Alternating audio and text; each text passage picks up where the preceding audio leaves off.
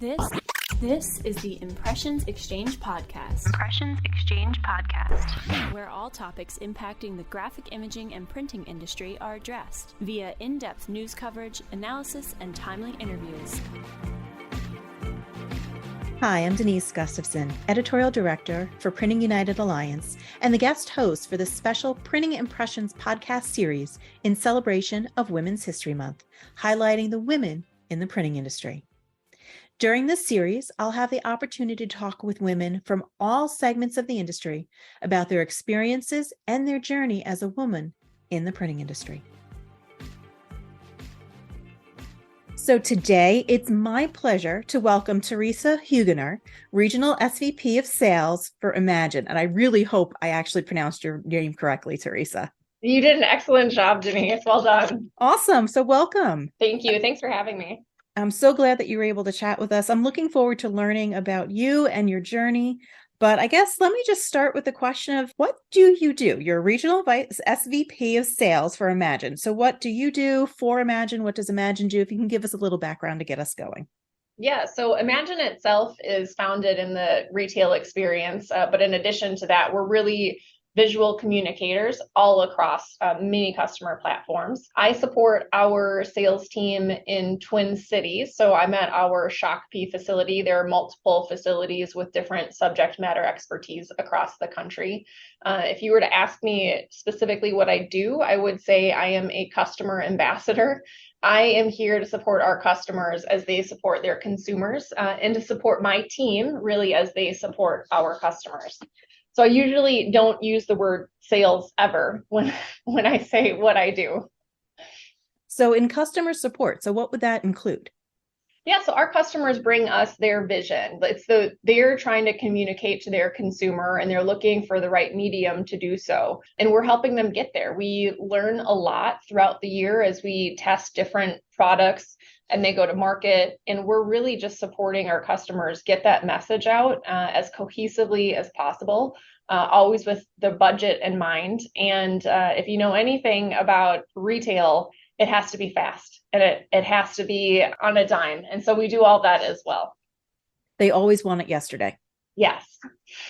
Always, without a doubt, because I think, especially in retail, it seems like they're always running behind too. So they even need it extra fast just because budgets get approved late or whatnot. So I know that's something that I've seen just on the retail side specifically. Yeah, I mean, it's all about the speed of change.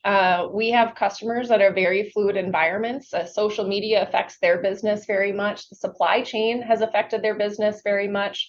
So really, it's a requirement to figure out how you can become more nimble by the day. Mm-hmm. Especially supply chain. Oh God, we finally got our shipment in. Now Yeah. We actually have to promote it to make sure that we can actually sell it and get it out because the next shipment hopefully will be coming in next. Yes. And if you remember what happened to chicken, it was chicken is going to be our promo. And then all of a sudden we can't get the chicken. So that changes. No more is chicken on promo. So it's been really interesting. Very, very interesting. So how long have you been with Imagine? I've been with Imagine coming up on 9 years. It's been quite the journey. I was at my last company for 10 years. So I am kind of one of those long-term people. I like to get in and learn as much as I can and then stick around to use that learning. Which is amazing. Now, of course, I have to ask, how'd you get started? I mean, is printing something that you said, oh yes, I'm going to be in printing or in, experiential marketing? Was that really how you started? No, I mean, so from what I've observed being in this industry now, either print is something that you're born into or you fall into by complete accident. And I was the latter. I knew a friend and had a friend and that friend had a friend and I ended up in print is kind of how it all came together. But I will never forget the first time I had a plant tour here at Imagine. I was in complete awe. And then once I started working with the amazing brands we do, I was hooked. It's really amazing. I think that's what I've been talking to a lot of women. It's very similar. You're either born into it or you literally stumble into it. And it's one of those things too. You either love it or hate it. You kind of know from the get-go if this is going to be a right fit for you or not. Yes. So, what kind of roles have you had throughout your career? Obviously, you're going on almost 20 years of your career. what kind of roles have you already been in? You're, an SVP now, a regional SVP now. So obviously you didn't start there. No, I started working when I was 14. I Oh, craved wow. financial independence at a very young age. And, even when I was young, I've always kind of migrated toward leadership roles. And I'm also extremely curious and a problem solver. So I have had a ton of different varying roles. I do remember I started my professional life in collections in college. And I very, very quickly tried to figure out how do I get off of the phones and into a different position here. And that was kind of my foray into figure out how you get into a leadership role so you can help other people in their position. And that's kind of what I do since I've been at Imagine here, I've had, I think, 5 or 6 different roles: operations, service, sales, and just try to bring all those learnings from those different areas to different aspects of our business. So, I mean, you've already mentioned some things about your tenacity and your penchant for your leadership roles. What do you think has really helped you to make the most of your career in printing? What's really helped you be successful in the various roles that you've had? Yeah, I'm very fortunate in that I have had multiple leaders, male and female, that have believed in me. I've been given room to make mistakes, grow from them, and win because of them. And I'll really forever be grateful for those individuals. In addition to that, I have to say, similar to many people, my first influencers were my parents. Admittedly, I'm part of the generation where my mom and dad told me I could do anything I wanted to when I grew up. They also supported and encouraged my independent nature. And, honestly, they have a really admirable work ethic. And I watched them overcome obstacle after obstacle. If you would ask me from a female perspective, kind of what's helped me be successful, I think it was impactful that my dad didn't treat me any differently than my brother. We had the same level of accountability at home. And as I grew up, I always had a front row seat to my mom growing in her career. And that was incredibly inspiring. She started as a stay-at-home mom and then worked to find her footing in the workforce. And it was really great to watch her grow. She's a very direct communicator, and I learned how to use that beneficially as a woman and not kind of that negative stereotype of women being direct communicators in the workforce. Yes, or aggressive, or there's a number of different words that can be used in that instance, definitely. Yes. You've talked about your parents, you've talked about other mentors. How important was it for you to have mentors as you were going through your career? You said you looked up to, men and women as you were growing in your career. It's so interesting, the word mentor, to me, because I remember this feeling, you have to find a mentor. And people will tell you this, like, go find a mentor. And when you're young, you don't know what that means or how to do that. And so I kind of took a little bit more of a lighter approach and just found people that inspired me. Okay. And worked to have candid conversations with all of them. I think my mom used to tell me this when I worked at the company that she worked at. She's like, you can't just talk to the owner of the company like he's getting coffee. And I was like, well, we're getting coffee together, so I'm going to talk to him in that way. And that's kind of the approach I've taken with people that inspire me. Is everybody is approachable. Well, we're still a person at the end of the day. And so I've been able to collect these kind of pseudo mentors all throughout my career. Mm-hmm. What are some of the most important lessons that you've kind of gleaned from all of those interactions? Okay, so there's one lesson that will stick with me forever, and that is you don't lose, you learn. Having a leader that works under that philosophy is an absolute gift. It encourages the team to take calculated risks, to quickly move from defeat, because you'll figure out how to apply it to your next victory. I use it with my kids. I use it with my team. It really just helps us continue to move forward and learn as we do. Awesome. So now, as a woman in an industry that tends to be a little bit more male leaning, because there is a lot of men in printing in general. Granted, some of the segments are different, but as a general rule, we've seen a lot of men in especially positions of leadership. What's been the most significant barrier you've had to endure as part of your career? Have you been confronted with anything that may be gender related roadblocks that you'd be interested in talking about? Yeah, two-part answer for that. Mm-hmm. I think when I think about the most significant barrier in my career, it's interesting to look back at my work life when I was in my 20s, and then what it's like now. So there used to be this mentality where there was only enough room at the table for one or two women. And it really kind of created an environment where women felt like they needed to compete against each other. And then at some point in time, there was this noticeable shift, I feel like, where the women I admired stopped competing and started collaborating with one another. And when that happens, when women started empowering each other, we realize that there is this value that's magnified because we're all more successful together. And so I think that's one of the most inspirational things that I've seen in my career. From a roadblock perspective, most certainly in one way or another, there have been roadblocks. I think the thing that stands out to me the most is that I've actively worked against being pigeonholed. And what I mean by that is I and also a lot of the women that I work with are incredibly high functioning. And when you're very good at being a doer, the organizer, etc., it becomes difficult for a business to be motivated to move you away from that role. And so what I've learned from this and encouraged others to do when this is happening is to find somebody that can be your backfill and then work to coach and support them. And I think for women, this is hard because there can be this area where you put yourself at risk by having somebody that can do your job for you. But honestly, if you're confident in yourself and in what you can achieve next, you can kind of push away from the fear of that. Definitely. I do agree with that. Because it's tough sometimes for women to fight for each other because sometimes you're always fighting for that one or two spots at the table, as you said. Yeah. Is that something that, I mean, you've mentioned that it's gotten better. What do you think what really made that shift for how women view each other and supporting each other? I think it's twofold. Number one, and I'm super proud of the team of men that I work with because I think the amount of encouragement that we get from them kind of normalizes that structure and makes it less of a feeling that, yeah, you do only have two seats at the table. So I do think we have to give the men in our work life a little bit of credit as well for opening up their minds on what the workforce can look like. And then the other thing is just these really bold women that are going to grab the steer by the horns, so to speak, and say, no, I'm not okay with that. I really feel like we have just as much of a right to be here, and we're going to work on that, and we're going to prove that we do.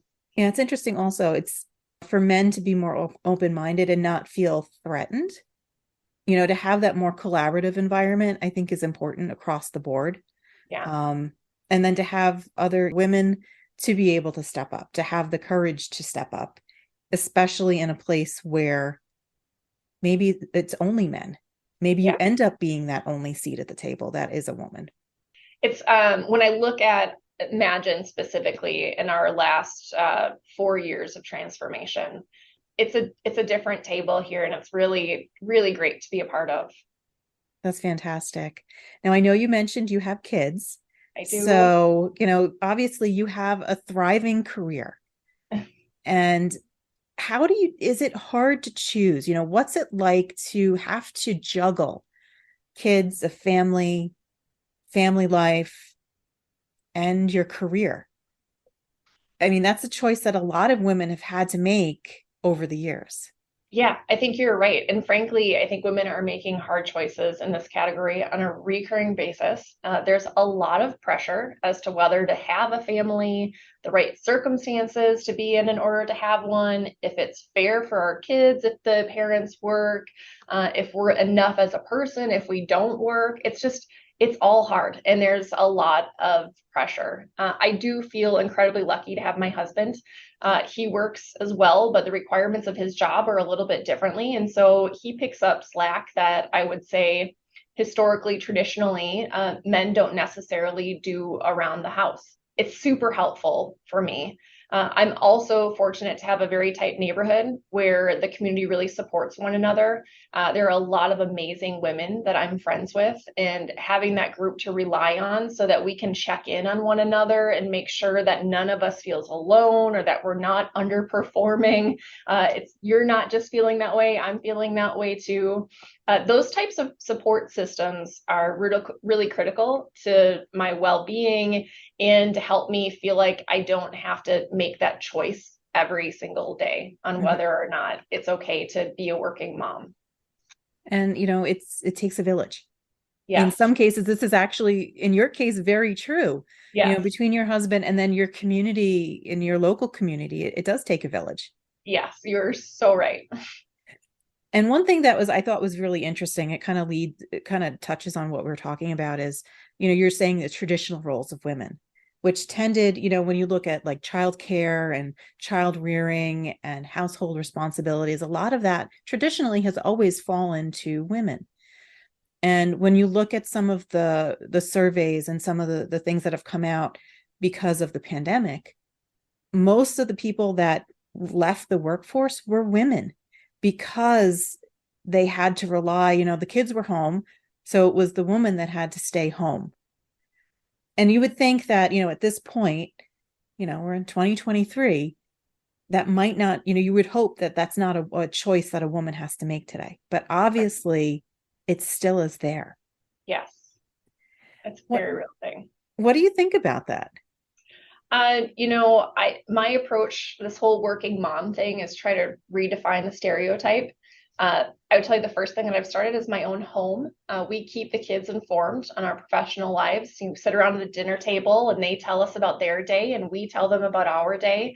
And because of that, my daughter and my son get to see a mom in the driver's seat. Their dad is signing the permission slips, and that's okay. It's not just mom who's doing all of that work.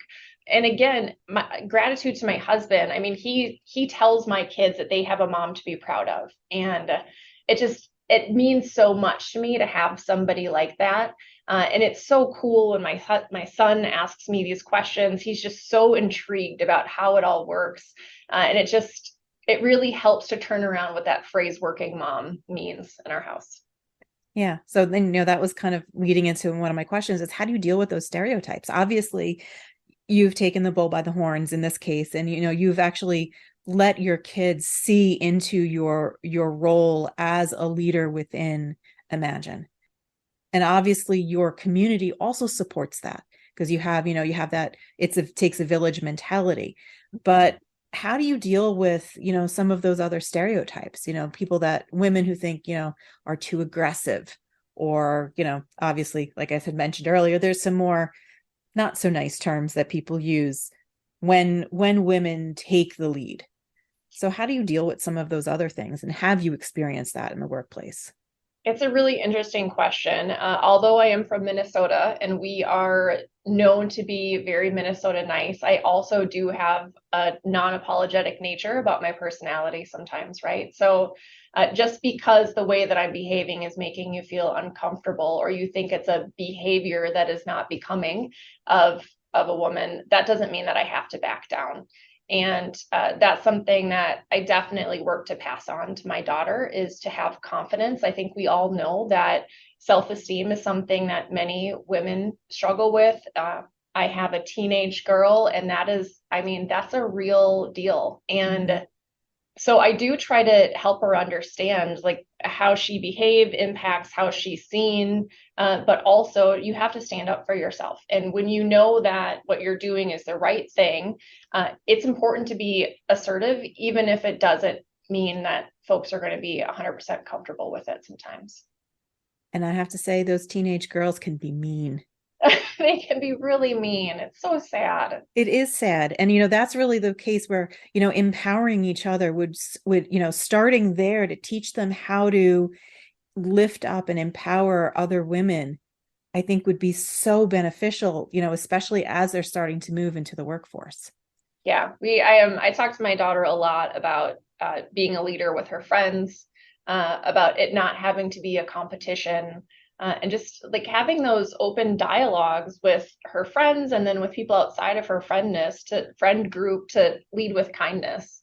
Yeah, like you said, it's not a competition. Everybody, it doesn't make you less of a person or a woman to help someone else. Actually, it shows that you're stronger. Yes, that's a great thing. That's a great thing to say. What are some of those unique characteristics? Obviously, you're instilling some of this already into your daughter, but what are some unique characteristics or perspectives that women really bring to the workforce? Because we are, it is, men are from Venus, Mars, wherever, whatever that book was, but they are two very different types of beings. We can communicate differently. So what is it that women really bring to the workforce that helps? I want to start by saying that I do truly believe diversity in general makes companies more successful. I don't think it's about what group of people does anything better. It's more about how we collectively help each other think and behave beyond our innate instincts. In relation to women in the workforce, here are some things that I've seen and that I admire. First is normalizing empathy. I think that's a really big deal, especially after, as a society, we've all just gone through what we've gone through. We have to give each other space to feel and then put it in the right box when we're at work. Second is listening to understand, not just listening to respond. I think I've seen a lot of women that do that really well and do a good job at asking the next question in to make sure they really understand what it is versus remaining at the surface. And then finally, I see women that really are persistent into digging into problems until they get fixed. Women are very tenacious, and I get to see that a lot in the workforce. Definitely. And it's interesting that you bring up the empathy part of it. That tends to be a characteristic that women have just in general, because it's a very mothering type thing. But I think also, especially when we're starting to look at some of the younger generations, so you're looking at Gen Z or whatnot, they're looking for a very different workforce than what we might have had when we started. And a lot of it is talking about mental health, more work-life balance. And so having the empathy that while we try to keep our personal stuff at home, sometimes that doesn't happen. Sometimes it bleeds over. As much as you try to be professional about it, there's that ability to be empathetic. So yes, we're all human, but helping them deal with that too. I think that's a very strong characteristic that you brought out for women specifically. Yeah. Super important. Positive things, tenacious, empathy. Have you noticed things that women do that may have actually sidetracked them over the years? I think because of this thing that we've talked about in the beginning, where there's the stigma against women being assertive, mm-hmm. I have seen women kind of fall to that then in turn, where men tend to advocate for themselves more than women do, where women are historically grateful for the opportunity. So I think that's the place where we could really continue to grow. In fairness, I have also witnessed varying initial reactions from when a man negotiates for himself and when a woman negotiates for herself. So I think generally as a society, we have space to grow here and to be aware that this still exists and we're all in it together to help steer away from that. Yeah, I mean, that touches on, the pay inequality and how that all enters into that conversation as well. Yeah. Now, you're a leader within Imagine, obviously. So how important for you was it when you were coming up through the ranks to have women in positions of leadership? It's so important to have somebody else that started to pave the way, somebody that's paving the way, to watch a strong woman in action it's been critical to my success. And I can think of every single woman that I've worked for and worked alongside, and they have all left. And I can say that they have all left an impact on who I am professionally. It's just, it's critical. Yeah, I agree. I mean, they say this across, a lot of the different minorities as well. If you don't have some Hispanic people in certain locations or other, underrepresented populations, if they can't see themselves in those positions, sometimes it's hard to strive for them. Yes. So, I mean, this likewise goes for women, of course, as well. Yes. But it's just interesting. So I guess as we're wrapping up, there's women out there that might just be getting their feet wet. They're graduating from college or even high school and looking ahead as to what their careers could be. Is there any advice that you can offer to the next generation of women that are entering the printing industry, or some of maybe our next generation of women leaders within the printing industry? I love this question. And since I've mentioned that I'm a mom, I'm of course not short for advice because moms are very good at that. I think there are 5 themes that I think about and that I also try to give to my daughter and to people that I work alongside. And number 1 is to be kind. How you treat people matters. Number 2, and I think this is really important for women, is nobody's perfect, including you. There's always more we could do, and there's also only so much that we can handle. So we have to give ourselves grace and give each other the right amount of grace as well. Number 3, I think is important that you tell people what you think. Just do it in an objective and constructive manner. 4 would be to trust your instincts. Then, of course, back them up with research and evidence. And then finally is, honestly, you have to believe in yourself before you can believe that anyone else believes in you. I think those 5 points are spot on. Great advice to any women, any woman who's, getting into the workforce, whatever industry that they're in. Yes. I think those are just universal truths too, and also how to be a good human, period. That's right. At bottom line, even though we're at work, it's still important to be a really good human. I actually have a shirt that says that. Apparently, I've been in your wardrobe or something. I guess so. Yeah. Yeah. Be a kind human. I bought that one, I think, in 2020. And honestly, I think, especially with what everybody's gone through, we've all had to take that step back and really think about, how can we be kind to each other? Yes. Well, Theresa, this was an absolutely fabulous conversation. So thank you so much for joining me. I loved spending this time with you, Denise. I really appreciated it. Thank you. All right. Thanks again. Bye.